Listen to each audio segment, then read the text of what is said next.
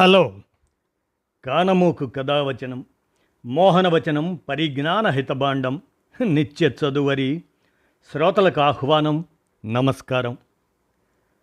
చదవదగునెవరు రాసిన తదుపరి చదివిన వెంటనే మరువక పలువురికి వినిపింపబూనినా అది ఏ పరిజ్ఞాన హితబాండమవుపో మహిళ మోహనవచనమై విరాజిల్లు. పరిజ్ఞాన హితబాండం లక్ష్యం ప్రతివారీ సమాచార హక్కు. ఆ స్ఫూర్తితోనే ఇప్పుడు విమాన పెను ప్రమాద విషాదం వార్తా సమాచారాన్ని మీ కానమోకు స్వరంలో ఇప్పుడు వినిపిస్తాను, వినండి.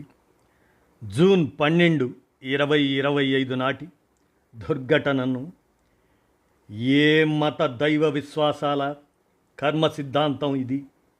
దైవ ఉనికి పట్ల మానవాళి వేసుకోవలసిన ప్రశ్న ఇది. భారత్, బ్రిటన్, పోర్చుగల్ మానవులు మూకుమ్మడిగా ఏం పాపం చేశారని వారి మరణానికి కారణంగా సర్ది చెప్పుకోవాలి. ఇంకా దేవుళ్లను, మత ప్రవక్తల ఉద్బోధలపై విశ్వాసాలను, మూఢనమ్మకాలను అంటిపెట్టుకొని ఉంటారు మానవులారా. దైవ విశ్వాసం, భక్తి, పూజలు, ఆరాధనలు ఈ మానవలోకం నుండి విముక్తి కలిగించాయని నమ్మిస్తారా? అలాగే అదే విమానానికి ట్రాఫిక్లో చిక్కుకొని మిస్ అయిన ఒక మహిళ ఘటన తరువాత నా పూజలు నన్ను కాపాడాయి అని ఊపిరి పీల్చుకోగా, మరో వృద్ధ ప్రయాణికుడు తన అనారోగ్యరీత్యా టికెట్ క్యాన్సిల్ చేసిన అతని తనయుడు వాళ్ళ తండ్రి చేసిన దాన ధర్మాలు కాపాడాయి మృత్యువు నుండి అని చెప్పాడు. ఇవన్నీ ఆలోచించండి. ప్రమాదం ఎప్పుడైనా అనుకోని సంఘటనే. ఇక విషయానికి వస్తే వివరాలు వినండి. మరణ విహంగం. గుజరాత్లో ఘోర విమాన ప్రమాదం. 290 మంది దుర్మరణం. మృతుల్లో గుజరాత్ మాజీ సీఎం విజయ్ రూపానీ. టేకాఫ్ అయిన కొన్ని క్షణాల్లోనే కూలిన ఎయిర్ ఇండియా విమానం. అహ్మదాబాద్ ఎయిర్పోర్ట్ సమీపంలో ఘటన. లండన్కు వెళ్తున్న క్రమంలో ఘోర ప్రమాదం. పైలట్లతో సహా విమానంలోని 240 మంది దుర్మరణం. మృత్యుంజయులుగా బయటపడింది ఇద్దరే. జనవాసాలపైకి దూసుకుపోయిన విమానం. మెడికల్ కాలేజీ హాస్టల్పై పడ్డ బోయింగ్ 787. హాస్టల్లోని 50 మంది మెడికల్ విద్యార్థుల మృతి.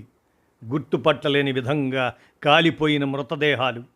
మృతుల గుర్తింపుకు కొనసాగుతున్న DNA సేకరణ. అహ్మదాబాద్కు మంత్రులు తదితరులు. మధ్యాహ్నం 1:30 అహ్మదాబాదు నుంచి లండన్ వెళ్లేందుకు సర్దార్ వల్లభాయ్ పటేల్ విమానాశ్రయం నుంచి బోయింగ్ 787 గాల్లోకి లేచింది.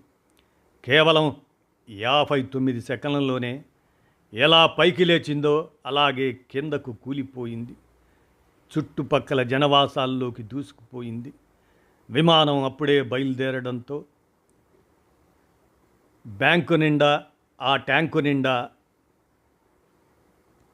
ఫ్యూయల్ ట్యాంకు నిండా ఇంధనమే. అది కూడా ఏకంగా 1,25,000 లీటర్లు.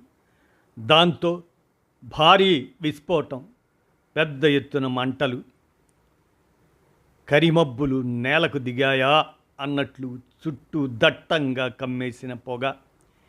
ఈ ఘోర ప్రమాదంలో విమానంలోని 240 మంది మరణించారు. వారిలో అత్యధికులు. వారి మృతదేహాలు గుర్తు కూడా పట్టలేనంత దారుణంగా కాలిపోయాయి. కొందరికి తల, మరికొందరికి కాళ్ళు, చేతులు తెగి రోడ్లపైన పడ్డాయి. ఈ ఘోరం కారణంగా మరో దారుణమైన విషాదము చోటు చేసుకుంది. కూలుతూనే జనవాసాల్లో దిగిన విమానం అక్కడి మెడికల్ కాలేజీ హాస్టల్లోకి దూసుకొచ్చింది. మధ్యాహ్న భోజన విరామం కావటంతో అప్పుడే అక్కడ మెడికోలు, డాక్టర్లు, సిబ్బంది భోజనాలు చేస్తున్నారు. పేలిన విమానం, దాని శకలాలు హాస్టల్లోకి చొచ్చుకురావటంతో వారిలో దాదాపు 50 మంది వరకు దుర్మరణం చెందారని దైనిక్ భాస్కర్ గుజరాతీ ఎడిషన్ పేర్కొన్నది. ప్రమాదంలో పెద్ద ఎత్తున స్థానికులు గాయపడ్డారని తెలిపింది. ఇంతటి ఘోర ప్రమాదం నుంచి ఇద్దరు మృత్యుంజయులుగా బయటపడటం నిజంగా అద్భుతమే. ప్రమాదం ఎందుకు ఎలా జరిగిందన్నది నిపుణులకు అంతు చిక్కని అంశం. ఇంజన్లు విఫలం కావడమే ప్రమాదానికి కారణమని చెబుతున్నా దానిపైన భిన్నాభిప్రాయాలే. హాస్టల్ మెస్పై విమానం కూలడంతో పెద్ద సంఖ్యలో వైద్య విద్యార్థులు మృతి. భోజనం చేస్తూనే కన్నుమూసిన కొందరు, మరికొందరికి తీవ్ర గాయాలు. భవనంలో ఎటు చూసినా విధ్వంసమే. 50 మంది వైద్య విద్యార్థులు మరణించినట్లు పేర్కొన్న వార్తా సంస్థ. మరి ఈ విధంగా ఇంతటి విషాదం పెను ప్రమాదమే కాబట్టి మహావిషాదం ఇది. ఆ భయానక ఘటన ఒళ్ళు జలదరింపజేస్తుంది. ఆ పెను విషాదం గుండెలను నలిపివేస్తుంది. అలవోకగా సముద్రాలను అధిగమించి సునాయాసంగా వేలాది కిలోమీటర్లు దూసుకుపోవలసిన ఆ లోహ విహంగం నింగిని తాకకముందే నేలవాలిపోయింది. తల్లి గర్భంలో శిశువులా భద్రంగా ఉన్నామని, గమ్యాన్ని నిక్షేపంగా చేరుకుంటామన్న ప్రయాణికుల నమ్మకాన్ని ఈ ఇనుపరెక్కల పక్షి వమ్ము చేసింది. అనేక ఆశలను, ఆశయాలను, ఊసులను గుండెల్లో నింపుకొని నేలవాలగానే ముంచెత్తబోయే సన్నిహితులు, ఆత్మీయుల ఆలింగనాల కోసం ఆనందంగా ఎదురు చూస్తున్నవారు అర్ధాంతరంగా, అతి విషాదంగా తమ జీవితాన్ని ముగించాల్సి వచ్చింది. మహాశక్తివంతమైన ఇంజన్, అత్యాధునిక సాంకేతిక వ్యవస్థలు ఉన్న ఒక గొప్ప కంపెనీ విమానం రివ్వున ఎగిరి లండన్లో నిక్షేపంగా దిగటానికి బదులు 100 అడుగులు లేవడానికే వేదన పడటం, క్షణాల్లో కూలి బగ్గుమనటం ఆశ్చర్యం కలిగిస్తుంది. ఏం జరిగిందన్నది కళ్ళకు కనిపిస్తుంది. ఎందుకు జరిగిందన్న ప్రశ్న మాత్రం నిర్దిష్టమైన, నమ్మశక్యమైన సమాధానం దొరికే వరకు మనల్ని నిలవనివ్వదు. మాటలకు అందని మహావిషాదం ఇది.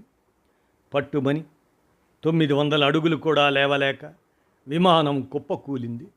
విమాన ప్రమాదాల్లో సగానికి పైగా టేకాఫ్, ల్యాండింగ్ సందర్భాల్లోనే జరుగుతాయి. కనుక పక్షిడి కొన్నదేమోనన్న అనుమానాలు ఉన్నాయి. టేకాఫ్ సక్రమంగా జరగలేదని, అందుకు తగినంత శక్తి సమకూరలేదని అర్థమవుతూనే ఉంది. పొట్ట నిండా ఇంధనం ఉన్నా సరఫరా వ్యవస్థల్లో లోపం ఉంటే ఇంధనం సరిగా చేరక ఇంజన్ విఫలమవుతుంది. ఇంజన్ మీద అత్యంత భారం పడే టేకాఫ్ సందర్భం పైలట్ల నైపుణ్యానికి, అనుభవానికి కూడా ఓ విషమ పరీక్ష. నిండుగా ఉన్న ఇంధనం నిక్షేపంగా గమ్యానికి చేర్చాల్సింది పోయి విమానం మొత్తం క్షణాల్లో బగ్గుమనిపోయేందుకు ఉపకరించడం విషాదం. కాపాడమంటున్న ఆ మేడే కాల్ క్షేత్రస్థాయికి చేరి ట్రాఫిక్ కంట్రోల్ సిబ్బంది స్పందించేలోగానే విమానం మరింత కిందకు జారింది. అంతిమంగా కుప్పకూలింది. దురదృష్టకరమైన ఈ పరిణామానికి తోడు ఆ విమానం వైద్య విద్యార్థుల హాస్టల్ మీద పడి అనేక మంది ప్రాణాలు తీసింది. తాను కుప్పకూలుతూ అన్నం తింటున్న వారిని పొట్టన పెట్టుకుంది. ఈ హాస్టల్ భవనం సహా విమానాశ్రయానికి చేరువలో ఉన్న ప్రాంతాలన్నీ ఈ విధ్వంసం తీవ్రతకు ప్రత్యక్ష సాక్ష్యాలు. DNA పరీక్షతో తప్ప మృతులను గుర్తుపట్టలేని రీతిలో ఈ వినాశనం జరిగింది. అందరినీ పొట్టన పెట్టుకున్న ఆ విమానంలో నుంచి ఒకే ఒక్కడు నిక్షేపంగా బయటపడటం ఓ అద్భుతం. విమానంలో నుంచి ఎవరో విసిరేసినట్లుగా ఒంటి మీద పెద్ద గాయాలు లేకుండా బతికి బయటపడిన ఈ వ్యక్తి తనకు తానుగా నడిచిపోతున్న ఆ దృశ్యం ఎన్నటికీ చిరిగిపోయింది. ఇప్పుడు ప్రమాదానికి గురైన విమానానికి వయసు ఎక్కువని, సాంకేతిక సమస్యలతోనూ పలుమార్లు DGCA హెచ్చరికలతో దాన్ని పక్కన పెట్టారని కొన్ని వార్తలు వస్తున్నాయి. నిజాలు అటుంచితే శల్య పరీక్షలు చేయనిదే, ప్రయాణానికి 100% అర్హమైందని నిర్ధారణ కానిదే ఏ విమానము గాలిలోకి ఎగరదు. అత్యంత అనుభవజ్ఞులైన పైలట్, కోపైలట్లకు ఏమాత్రం అనుమానం కలిగినా ఈ ప్రయాణానికి అంగీకరించేవారే కాదు. ఇంతటి ఘోర ప్రమాదం జరిగిన తరువాత మొత్తంగా బోయింగ్ మీద ప్రత్యేకించి ఈ తరహా విమానాల మీద కొన్ని సత్యాసత్యాలు ప్రచారంలోకి రావటం సహజం. ప్రపంచవ్యాప్తంగా చాలా దేశాల్లో ఈ విమానాలు నిక్షేపంగా తిరుగుతున్న మాట నిజం. ఎయిర్ ఇండియాను కొనుగోలు చేసిన సందర్భంలో టాటా సంస్థకు సంక్రమించిన విమానాల్లో కొన్నింటికి వయస్సు మీద పడటంతో వాటి ఆధునీకరణ కూడా సాగుతుందని అంటారు. గత నెలలోనే $400 మిలియన్ వ్యయంతో అది మలిదశ కార్యక్రమానికి నడుం బిగించింది. ఈ ప్రమాదం నేపథ్యంలో ఎయిర్ ఇండియా తన విమానాల సంపూర్ణ ప్రక్షాళనకు సిద్ధపడక తప్పదు. విమానాల ఆధునికీకరణకు దానికి సంబంధించి దేశీయ విమానయాన సంస్థలు ఎదుర్కొంటున్న సమస్యలను ప్రభుత్వం పట్టించుకొని వాటి తరపున విదేశాలతో వ్యవహరించడం అవసరం. సాంకేతిక వైఫల్యాల నుంచి మానవ నిర్లక్ష్యం వరకు ఈ ప్రమాదానికి దోహదం చేసిన అంశాలన్నింటినీ నిజాయితీతో గుర్తించి కఠినమైన చర్యలను చేపట్టడంతో పాటు సరైన పరిష్కారాలను సాధించడం ఎంతో అవసరం. అలాగే ఈ అహ్మదాబాద్ ప్రమాదంపై నిపుణుల ప్రశ్న విమానం సరైన స్థితిలోనే ఉందా అనేటువంటిది. రెక్కల డిజైన్, క్యాబిన్ కూర్పు, వాయుగతి శాస్త్రం, అదే ఏరోడైనమిక్ సంబంధ ఏర్పాట్లు తదితరాలు సరిగా ఉన్న విమానాన్ని ప్రాపర్లీ కన్ఫిగర్డ్ సరైన స్థితి కలిగిన విమానంగా అభివర్ణిస్తారు. గురువారం అహ్మదాబాదులోని సర్దార్ వల్లభాయ్ పటేల్ అంతర్జాతీయ విమానాశ్రయంలో కూలిన ఎయిర్ ఇండియా విమానం సరైన స్థితిలో ఉన్నట్లు కనిపించడం లేదు అని అమెరికాకు చెందిన నిపుణులు అనుమానం వ్యక్తం చేస్తున్నారు. ప్రాథమికంగా ఈ ప్రమాదం ఆశ్చర్యకరంగా ఉందని వారి వాదన. అహ్మదాబాదులో కూలిన విమానం బోయింగ్ డ్రీమ్ లైనర్. ఈ శ్రేణి లోహ విహంగాలు 2009 నుంచి సేవలందించడం ప్రారంభించాయి. అప్పటి నుంచి ఇవి కూలిన ఘటన ఒక్కటి సంభవించలేదని విమానయాన భద్రతా నెట్వర్క్ గణాంకాలు తెలియజేస్తున్నాయి. అహ్మదాబాదులో ప్రమాదానికి గురైన విమానం ప్రయాణానికి అనువైన స్థితిలో ఉందా అన్నదే ఈ దుర్ఘటనపై దర్యాప్తు జరిపే పరిశోధకులు అడిగే తొలి ప్రశ్న అని వైమానిక భద్రతా విషయాల నిపుణుడు జాన్ ఎం క్యాక్స్ అన్నారు. ఆయన వాషింగ్టన్ డీసీలోని సేఫ్టీ ఆపరేటింగ్ సిస్టమ్స్ సంస్థకు సీఈఓగా వ్యవహరిస్తున్నారు. ప్రమాదానికి సంబంధించిన చిత్రాలను గమనిస్తే విమానం టేకాఫ్ సమయంలో కీలక పాత్ర పోషించే స్లాట్లు, ఫ్లాపుల అమరిక సరిగ్గా ఉందా అన్న ప్రశ్న తలెత్తుతుందని ఆయన అన్నారు. ఈ వాయుగతి శాస్త్ర సంబంధ పరికరాలు విమానం రెక్కలకు అమర్చి ఉంటాయి. ప్రమాద ఘటనకు సంబంధించిన వీడియోను పరిశీలిస్తే ముక్కు భాగం పైకి లేచి ఉన్న స్థితిలో ఉండగానే విమానం నేలపైకి కుంగిపోయిందని స్పష్టమవుతుందని కాక్స్ అన్నారు. దీన్ని బట్టి విమానం ఎగరడానికి కావలసిన ఊపు, అదే లిఫ్ట్, అందుకోలేకపోయినట్లు స్పష్టమవుతుంది అని ఆయన అన్నారు. స్లాట్లు, ఫ్లాపులు సరైన స్థితిలో ఉంటే తక్కువ వేగంలోనూ విమానానికి పైకి ఎగిరే ఊపు లభిస్తుందని ఆయన తెలిపారు. ఇప్పటికిప్పుడు ఏది ఖచ్చితంగా చెప్పలేం, కానీ విమానాన్ని వెనక నుంచి పరిశీలిస్తే దాని ట్రైలింగ్ ఎడ్జ్ ఫ్లాపులు ఉండాల్సిన స్థితిలో ఉన్నట్లు కనిపించడం లేదు అని ఆయనే అన్నారు. అయితే అందుబాటులో ఉన్న చిత్రాల నాణ్యత ఏ విషయాన్ని తేల్చి చెప్పేందుకు వీలు కలిగించే స్థాయిలో లేదు అని ఆయనే అన్నారు. ప్రమాదానికి కారణాలేమిటో అప్పుడే తేల్చి చెప్పలేం, కానీ తరచి చూస్తే ఈ ప్రమాదం కొంత ఆశ్చర్యాన్ని కలిగిస్తుంది. విమానం 200 మీటర్లు లేదా 650 అడుగులు కూడా ఎగరకనే కూలింది. దీన్ని బట్టి చూస్తే చివరి క్షణంలో ఏదో సరిచెయ్యడానికి వీల్లేని సమస్య పైలట్కు తలెత్తిందని స్పష్టమవుతుంది అని యార్క్ విశ్వవిద్యాలయంలో కంప్యూటర్ సైన్స్ ప్రొఫెసర్గా పనిచేస్తున్న జాన్ మ్యాక్డెర్మిడ్ అన్నారు. జెట్ విమానాలకు అనేక ప్రత్యామ్నాయ బ్యాకప్ ఏర్పాట్లు ఉంటాయి. ఒకే ఇంజన్ సాయంతో పైకి ఎగరగలిగే ఏర్పాటు అందులో ఒకటి. అందుకే ఈ ప్రమాదం అసాధారణంగా కనిపిస్తుంది అని ఆయన అన్నారు. ఇక అదే పరిస్థితిలో గాల్లోకి లేచే సమయమే కీలకం. విమాన టేకాఫ్ దశలో ప్రమాదాలకు ఆస్కారం. ప్రయాణికులను కొద్ది గంటల్లోనే ఖండాలను దాటించే లోహపు పక్షులు విమానాలు దాదాపు 102 కిందట రైట్ సోదరులు ఈ అద్భుత ఆవిష్కరణ చేసినప్పటి నుంచి ఈ భారీ విహంగాలు వినీలాకాశంలో తమ రెక్కలకు పని చెబుతూనే ఉన్నాయి. ఆటో పైలట్ సహా అనేక రకాల ఆధునిక పరిజ్ఞానాల జోడింపుతో విమానయానాల్లో రిస్క్ తగ్గుతుంది. అయితే విమానం రన్వే నుంచి గాల్లోకి లేవటం, అదే టేకాఫ్, గమ్యస్థానం వద్ద రన్వేపై దిగటం, ల్యాండింగ్ అత్యంత సంక్లిష్ట దశలు. అంతర్జాతీయ పౌర విమానయాన భద్రతా సంస్థ దాని గణాంకాల ప్రకారం ప్రపంచవ్యాప్తంగా విమాన ప్రమాదాల్లో 25% టేకాఫ్ సమయంలో కానీ ఆ వెంటనే కానీ జరుగుతున్నాయి. తాజాగా అహ్మదాబాదులో కూలిన ఎయిర్ ఇండియా విమానం కూడా టేకాఫ్ అయిన కొద్ది క్షణాల తర్వాతే కూలింది.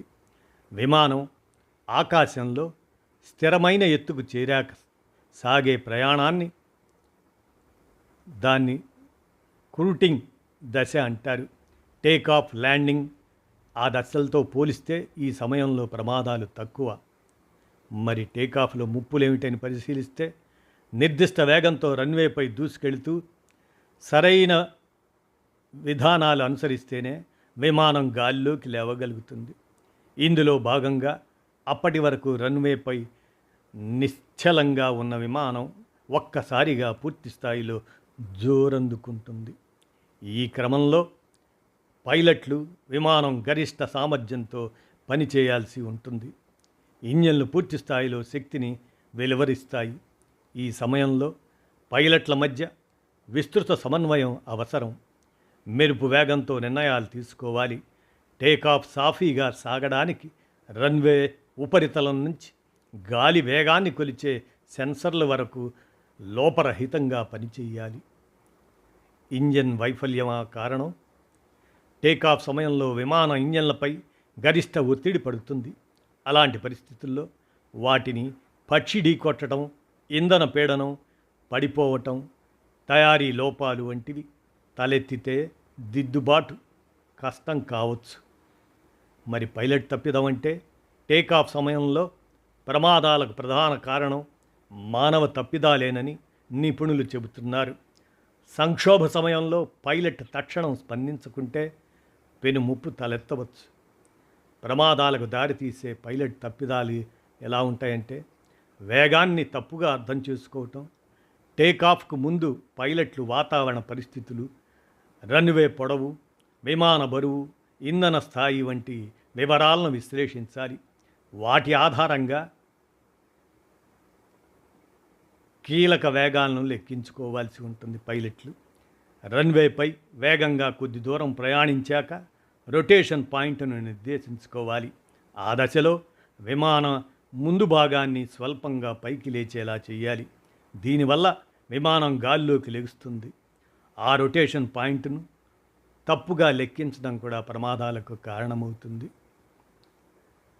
ఇక మామూలుగా అంతర్జాతీయ పౌర విమానయాన సంస్థ విశ్లేషణ ప్రకారం విమాన ప్రమాదాలకు కారణాలు 65% టేకాఫ్ సమయంలో జరిగిన ప్రమాదాల్లో మానవ తప్పిదాల వల్లే చోటు చేసుకున్నాయని, 20% సాంకేతిక వైఫల్యమని, 10% ప్రతికూల వాతావరణమని, 5% రన్వేలో చొరబాట్ల వంటి ఇతర కారణాలని, ఇలాంటివన్నీ కాక విమానం పైకి లేచే కోణాన్ని సరిగా ఎంపిక చేసుకోకపోవటం కూడా ప్రమాదకరం.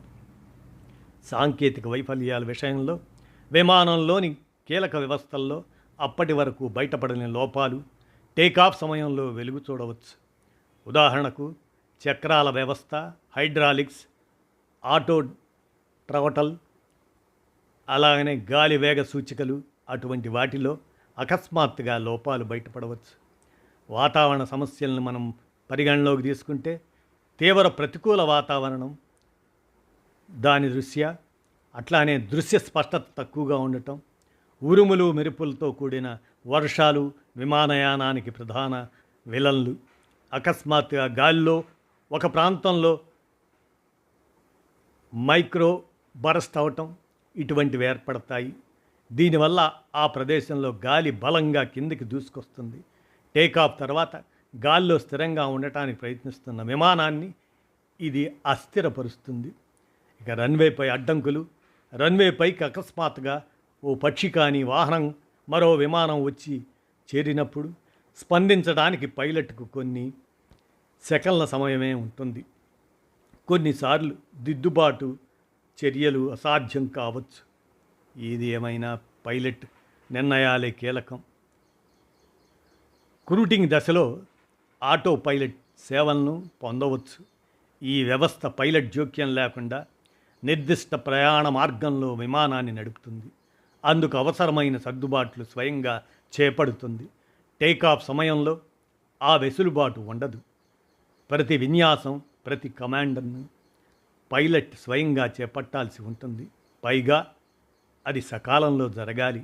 వారి శిక్షణ, అనుభవం, మానసిక క్రమశిక్షణ ఇటువంటివి ఇక్కడ కీలక పాత్ర పోషిస్తాయి. విమానం కదులుతున్నప్పుడు పైలట్లు నిరంతరం థ్రాటిల్ సెట్టింగులు, ఇంజన్ ఆర్పిఎంలు, ఉష్ణోగ్రతల సూచికలను పర్యవేక్షిస్తుండాలి. పక్షులు, రన్వేపై వ్యర్థాలు, గాలులు, వాటి తీవ్రత వంటి వాటిపై అప్రమత్తంగా ఉండాలి. విమానం రన్వేపై దూసుకెళ్తున్న సమయంలో టేకాఫ్ను నిలిపివేయడానికి వీల్లేని వేగం దాన్ని వీస్తూ ఉంటుంది. ఆలోపు ఏదైనా ప్రమాదాన్ని గుర్తిస్తే టేకాఫ్ను సురక్షితంగా నిలిపివేయవచ్చు. ఇక V2 స్థాయిని అవి దాటాక విమానంలోని ఏదైనా వ్యవస్థ విఫలం అవ్వడం, పక్షి కొట్టడం, ఇంజన్ సమస్య వంటివి ఉత్పన్నమైతే టేకాఫ్ కావాలా లేక రిస్క్ తీసుకొని దాన్ని నిలిపివేయాలా అన్న దానిపై పైలట్లు కొద్ది క్షణాల్లోనే నిర్ణయం తీసుకోవాలి. ఈ సమయంలో జాప్యం చేసిన, తప్పుడు నిర్ణయం తీసుకున్న చాలా ప్రమాదకరం. మరి ఆ ప్రయాణాల్లో అహ్మదాబాద్లో గురువారం జరిగిన ఘోర విమాన ప్రమాదం ఎన్నో కుటుంబాలకు తీరని విషాదాన్ని మిగిల్చింది. ఎంతోమంది నిర్దాక్షిణ్యంగా వారి కలల నుంచి దిమివేసింది ఈ ప్రయాణం. నిండు నూరేళ్లు భర్తతో జీవితం పంచుకోవాలని ఆశపడిన ఓ నవవధువు ఈ ప్రమాదంలో చనిపోయి ఉంటుందని పోలీసులు భావిస్తున్నారు.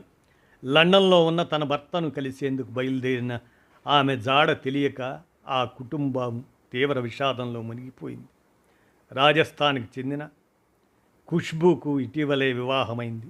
ఈమె భర్త లండన్లో ఉన్నత విద్య అభ్యసిస్తున్నాడు. ఆయన లండన్కు వెళ్ళాక భర్తను కలిసేందుకు ఈ నవవధువు తొలిసారిగా బయలుదేరింది. ఆమె ఊహల లోకాన్ని విమాన ప్రమాదం కూల్చేసింది. ఇక బ్రిటన్ జాతీయులు ఇద్దరు ఇటీవల గుజరాత్ పర్యటనకు వచ్చారు. మరి కాసేపట్లో విమానం లండన్కు బయలుదేరుతుందనగా ఇన్స్టాగ్రామ్లో భావోద్వేగంతో కూడిన పోస్టులు పెట్టారు. భారత్ పర్యటన ఎంతో బాగుంది. ఇక్కడ ఉన్నంతకాలం ఎన్నో సరదా క్షణాలు గడిపాము. మరికొన్ని గంటల్లో ఈ దేశాన్ని విడిచి వెళ్ళడం బాధగా ఉంది. గుడ్ బై ఇండియా అంటూ పోస్టు పెట్టారు వాళ్ళు. విమాన ప్రమాదం తర్వాత వీరి పోస్టు వైరల్గా మారింది. ఇలా మాటల కందని విషాదం. విమాన ప్రమాదంపై రాష్ట్రపతి ముర్ము, ప్రధాని మోదీ ప్రగాఢ సానుభూతి తెలిపిన ప్రపంచ దేశాలు. గుజరాత్లోని అహ్మదాబాదులో ఎయిర్ ఇండియా విమాన ప్రమాదంపై రాష్ట్రపతి ద్రౌపది ముర్ము, అట్లానే చీఫ్ జస్టిస్ బిఆర్ గవాయ్, ప్రధాని మోదీ సహా పలువురు కేంద్ర మంత్రులు, కాంగ్రెస్ అగ్రనేత రాహుల్ గాంధీ దిగ్భ్రాంతిని వ్యక్తం చేశారు. పలు ప్రపంచ దేశాలు సైతం తీవ్ర సంతాపం ప్రకటించాయి. విమాన ప్రమాదంపై రష్యా అధ్యక్షుడు వ్లాదిమిర్ పుటిన్, కెనడా ప్రధాని మార్క్ కార్పీ, బ్రిటన్ రాజు చార్లెస్, ప్రధాని కీర్ స్మార్టర్, యూరోపియన్ కమిషన్ సంబంధించిన వారు ఇలా పలువురు వారు సానుభూతిని విషాదకర ఘటనపై పేర్కొన్నారు. అలాగనే మనం ఈ సందర్భంలో విషయాలకు మనం పరిశీలిస్తే అహ్మదాబాదులో ప్రమాదానికి గురైన ఎయిర్ ఇండియా విమానం టేకాఫ్ అయిన కొద్దిసేపటికి ఇచ్చిన సందేశం మేడే. అప్రమత్తమైన ఎయిర్ ట్రాఫిక్ కంట్రోల్ ఏటీసీ చేసిన కాల్స్కు ఆ లోహ విహంగం నుంచి ఎలాంటి స్పందన రాలేదు. పెను ప్రమాదానికి సంకేతమైన ఈ పదాన్ని మేడే ఉచ్చరించాల్సిన పరిస్థితి రాకూడదని ప్రతి పైలట్టు కోరుకుంటాడు. అలాగే ఆ మాటలు తమ చెవిన పడకూడదని ఏటీసీ అధికారులంతా వాంఛిస్తుంటారు. అసలు ఏమిటి ఈ సందేశం మేడే అనేది? విమానాలు లేదా నౌకలు తీవ్ర ముప్పులో చిక్కుకొని అందులోని ప్రయాణికుల ప్రాణాలు పెను ప్రమాదంలో పడినప్పుడు తక్షణ సాయం కోరుతూ రేడియో సెట్లో మేడే అంటూ సందేశాన్ని పంపుతారు. ఇది అంతర్జాతీయంగా గుర్తింపు పొందిన అత్యవసర ప్రమాద సంకేతం. ఇది ఫ్రెంచ్ పదం మైడర్ల నుండి వచ్చింది. సాయం చేయండి అని దీని అర్థం. 1920లో ఆ ఆరంభంలో మేడేను విమానయానంలో ప్రమాద సంకేతంగా నిర్ణయించారు. లండన్లోని క్రోయిజన్ విమానాశ్రయంలో సీనియర్ రేడియో అధికారి ఫ్రెడరిక్ స్టాన్లీ మ్యాక్ఫర్డ్కు ఈ ఘనత దక్కుతుంది. మేడేలో ఉన్న ఆ విస్పష్ట శబ్దం కారణంగా దీన్ని ఎంపిక చేశారు. రేడియో కమ్యూనికేషన్లో దీన్ని సులువుగా గుర్తించే వీలుంటుంది. విమానయానంలో 121.5 మెగాహెర్ట్జ్, 249 మెగాహెర్ట్జ్ అత్యవసర ఫ్రీక్వెన్సీలుగా నిర్దేశించారు. సాధారణ కమ్యూనికేషన్లో వీటిని వాడరు. ఈ ఫ్రీక్వెన్సీలో వచ్చే అత్యవసర కాల్సే వ్యవస్థను ఏటీసీలు నిరంతరం పర్యవేక్షిస్తుంటాయి. పైలట్ వద్ద ఉండే ఎమర్జెన్సీ లొకేటర్ ట్రాన్స్మిషన్ దీన్ని క్రియాశీలం చేసినప్పుడు అత్యవసర సంకేతాలు ప్రసారమవుతాయి. మేడే సంకేతాన్ని కూడా ఈ ఫ్రీక్వెన్సీలో పంపుతారు. మానవ ప్రాణాలు ప్రమాదంలో పడినప్పుడు పరిస్థితి మరింత చేయి దాటిపోకుండా తక్షణ చర్య అవసరమైనప్పుడు మేడే సందేశాన్ని విమానాలు నౌకలు పంపుతాయి. అవి ఏటీసీ నౌకాయాన నియంత్రణ, అలానే సమీపంలోని విమానాలు నౌకలకు అది ప్రసారమవుతుంది. పైలట్ మేడే మేడే మేడే అని 3 సార్లు ఉచ్చరిస్తారు. అనంతరం తన విమాన సంకేత నామం ఆ కాల్ దాన్ని బేస్ చేసుకొని అది ఉన్న ప్రదేశం అటువంటి వివరాలను చెబుతారు. మరి విమానం నుంచి మేడే సంకేతం రాగానే ఏటీసీ అధికారులు అత్యవసర ప్రతిస్పందనకు చర్యలు చేపడతారు. అవసరమైన సంస్థలతో సమన్వయం చేసుకుంటారు. సమీపంలోని విమానాలను అప్రమత్తం చేస్తారు.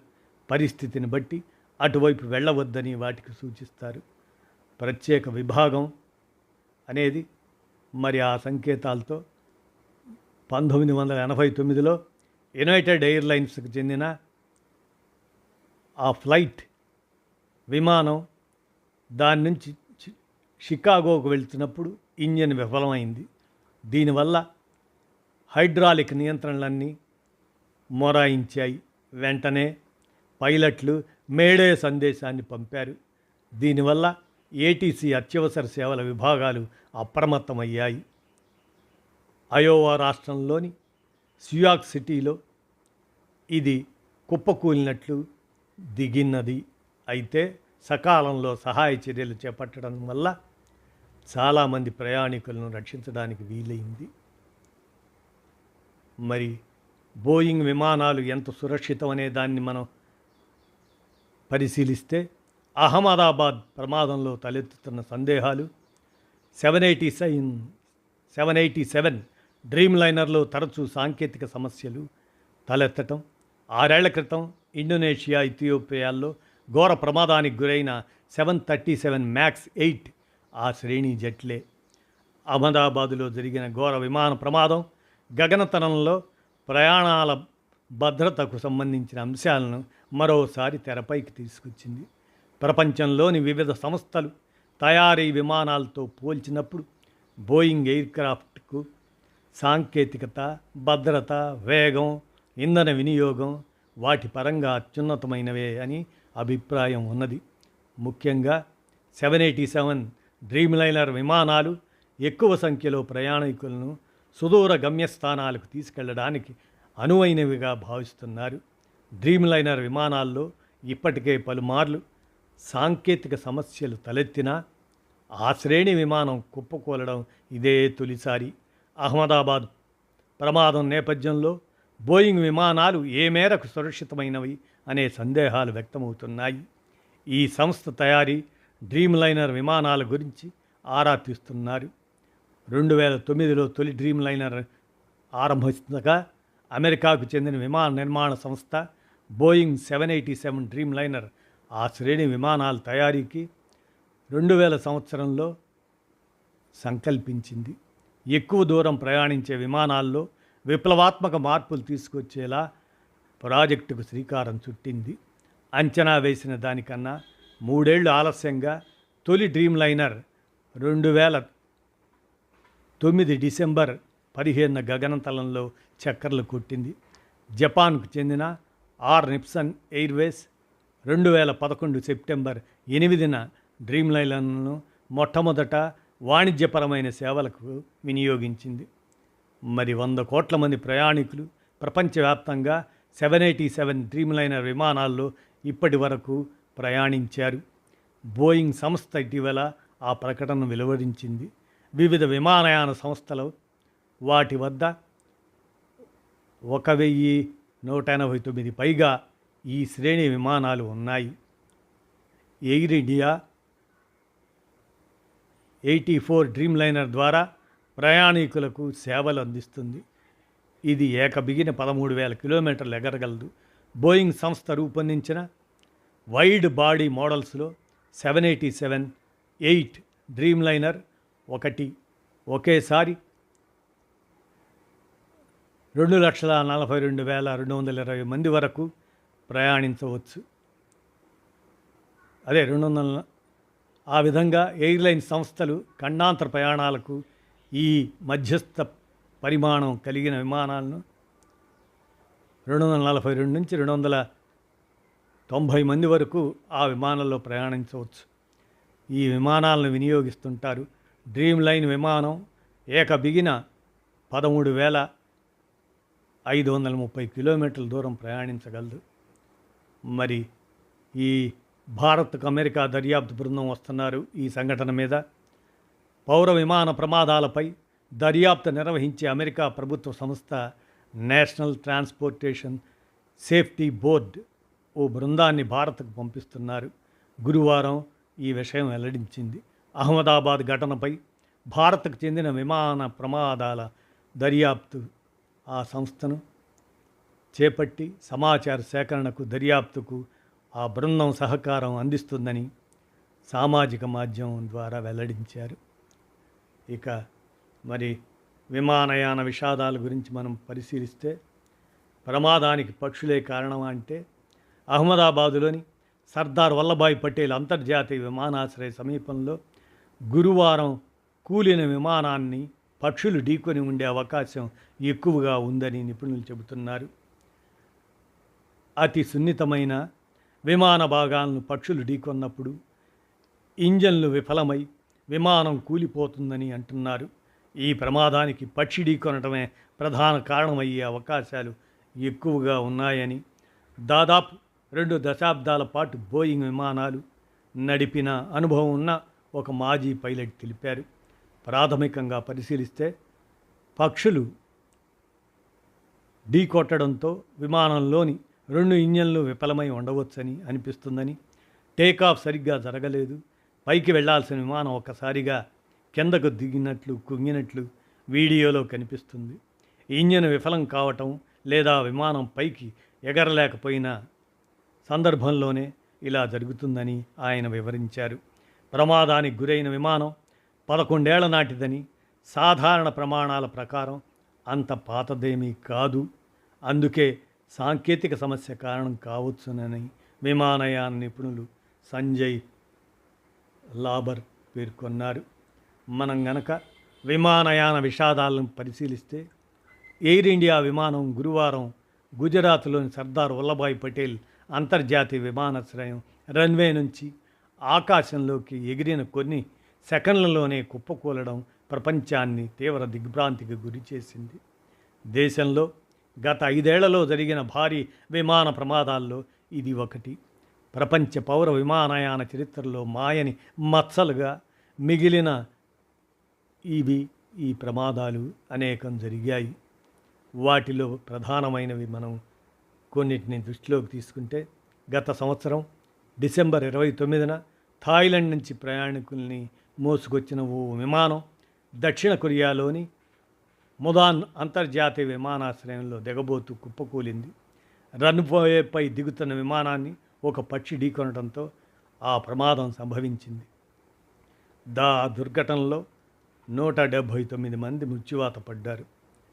2023 జూన్ 1న బ్రెజిల్ రాజధాని రియో నుంచి ప్యారిస్కు బయలుదేరిన ఎయిర్ ఫ్రాన్స్ 447 విమానం అది పయనమైన సుమారు 3 గంటలకు 38,000 అడుగుల ఎత్తు నుంచి కూలిపోయింది.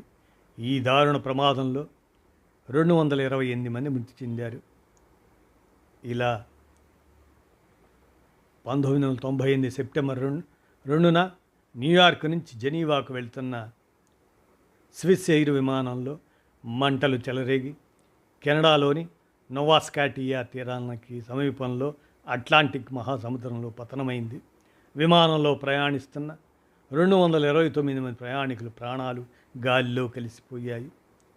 1985 ఆగస్టు 12న జపాన్ ఎయిర్లైన్స్కి చెందిన విమానం టోక్యో నుంచి ఒసాకా నగరానికి వెళ్తూ కూలిపోయింది. విమానంలో మొత్తం 524 మంది ప్రయాణిస్తుండగా అందులో 520 మంది మరణించారు. పౌర విమానయాన చరిత్రలో నమోదైన అతి దారుణ ప్రమాదం అది. అమెరికాలోని 1979 మే 25న షికాగో నుండి లాస్ ఏంజల్స్కు బయలుదేరిన అమెరికన్ ఎయిర్లైన్స్ విమానం రన్వే నుంచి గాలిలోకి ఎగిరిన కొద్ది క్షణాల్లోకే కూలి 272 మంది మరణించారు. ఇక భారత్లో సంభవించిన విమాన దుర్ఘటనలను మనం పరిశీలిస్తే 1978 జనవరి 1న ముంబైలోని బాంద్రా తీరంలో ఎయిర్ ఇండియా విమానం కూలి 213 మంది మరణించారు. ఇట్లా మనం ఈ విషయాలన్నింటినీ కూడా చూస్తూ ఉంటే విమాన ప్రమాదాలు వాటివన్నీ కూడా ఏదైనా ప్రమాదం ఎప్పుడైనా అనుకోని సంఘటనే. అలా మనం ఈ అంశాలను నేడు జరిగినటువంటి ఈ ప్రమాదం విమాన పెను ప్రమాద విషాదం అనేటువంటి అంశాన్ని మన కానమూకు కథ వచ్చిన శ్రోతలకు మీ కానమూకు స్వరంలో విషాదకర వార్తగా వినిపించాను. విన్నారుగా. ధన్యవాదాలు.